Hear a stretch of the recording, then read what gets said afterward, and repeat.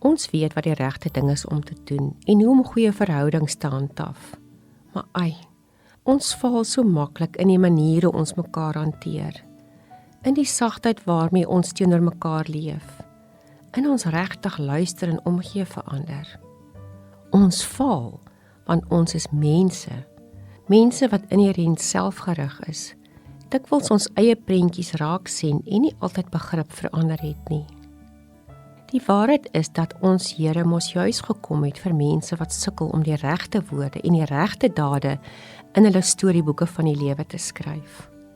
Vir mense soos ek en jy wat met die beste intensies in die wêreld steeds onvanpas, onbillik of ongenaakbaar teenoor ander kan leef. Ons God het gelukkig ons nie net gemaak en laat staan nie. Hy is elke dag besig om ons te skep, te herskep, te vorm en te omvorm, te leer, ons hand te neem en ons te help om meer reguit lyne te skryf. Soos byvoorbeeld in 1 Petrus 8, vir julle almal kom dit hierop neer, moenie dwarstrekkerig wees en elkeen sy eie kop volg nie. Wees sensitief vir mekaar se gevoelens. Miskien moet ek en jy meer tyd spandeer om by die woord te kuier en in die oë te kyk van die man wat die woord, die weg is.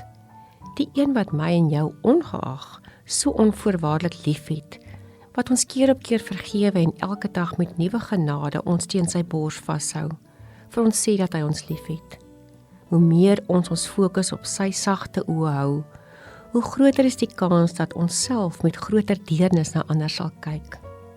Hoe makliker sal ons wil oefen om soos hy te dink, te praat, te doen, te leef.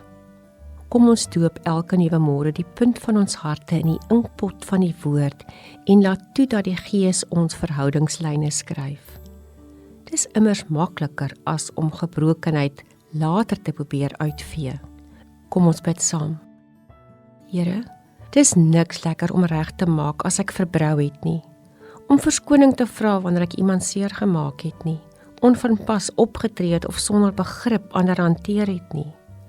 Daarom vra ek vandag, genade graveerder, doop asseblief myself in die inkpot van u liefde, u onderskeidingsvermoë en u wysheid. Kleur my binnekant met u self, sodat ek ongeag en ten spyte van my gebrokenheid, woorde en dade, iets van u liefde op ander se harte sal skryf. Want Here, ek wil nie in my verhoudings verbrou nie. Dit bring immers net seer en berou. Amen.